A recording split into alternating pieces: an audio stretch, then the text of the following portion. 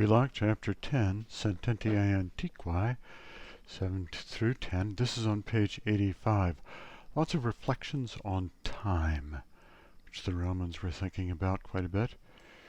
Vive memor mortis, fugit hora. All right, so this is an imperative. And there's a few in this set of drills, and I do want to point them out.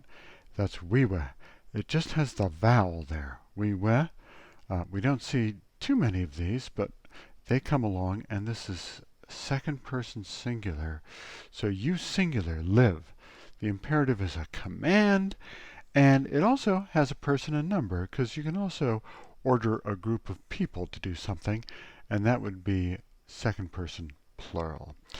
And now, this is a little tricky. Memor mortis. This is an adjective of the third declension, and it means mindful. And then this mortis, mors mortis, is ending, blank sema. So this is genitive singular. Mindful of death. So this memor is nominative. Singular.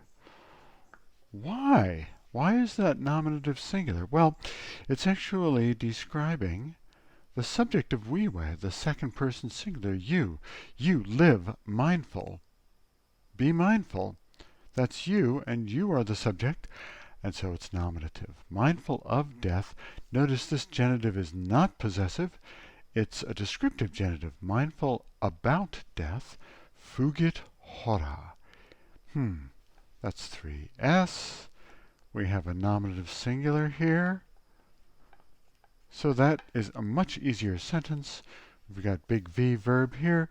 We've got big S subject there. The time flees.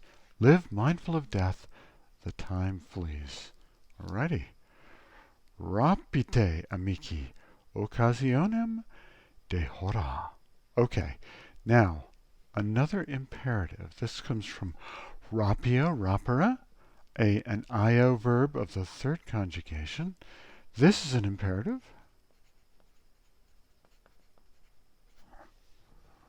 And it's second person plural. All y'all seize or capture or take. Friends, occasionem. Look at this, blank sema. So that's accusative singular. This is the do, the direct object. De hora, there's a long mark there, a macron. This is ablative. Always knock out those prepositional phrases. From the time. Friends, seize opportunity from time. Okay, I get it. What's this amici here? Looks like a nominative plural. We're going to call it vocative. This is that case we don't see used that often, but it comes around. Looks just like the nominative. It's when you address someone. And this someone, this nominative plural, is indeed the subject of this verb, because even an imperative has a subject. It's second person plural, all y'all, or yous, seize opportunity from time. Pauci veniunt ad senectutem. All right. Let's see. Few come to old age. Well, that's exactly the translation. But let's break it down. Here's our big V. Here's our S. Well, let's check that out. Let's cut this ending off. NT, that's 3P. Pauci, that could be genitive singular, but how do we fit that in? We got a plural verb. Why not call this nominative plural?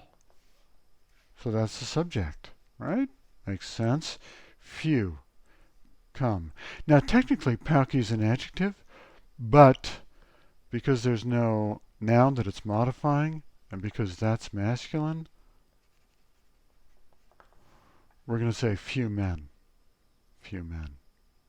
All right, number 10. Sed fugit interior. Fugit tempus. Notice the repetition. This is poetry. But, fugit. it flees. Okay, big V, that's a 3S. What tense is that? Present. It flees, yep. It flees, meanwhile, it flees. Okay, gets repeated. Tempus. All right. Now this is a neuter noun of the third declension. Tempus temporis neuter. So the nominative and accusative of all neuters is always the same in Latin, Greek, and the plural always ends in a. Not sure that really helps us.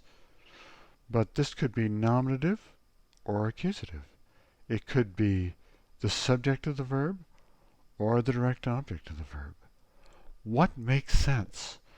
Well, fleeing doesn't, I don't know. He flees time? Or time flees? I'm going to go with time flees. I'm going to make this the subject. I'm going to make it nominative, singular, neuter. It flees, meanwhile. The time flees. I think that's better than, but he flees, meanwhile. He flees time. But we cannot be sure.